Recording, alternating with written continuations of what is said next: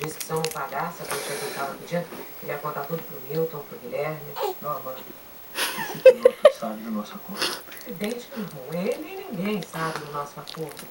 Mas se esse homem abre o bico, todo mundo vai saber que o projeto do Carcará foi sabotado. Mas isso é um problema seu, Norma. Apoia o pé dela. Como assim? Eu não tô entendendo. Pela sabotagem do projeto do Carcará.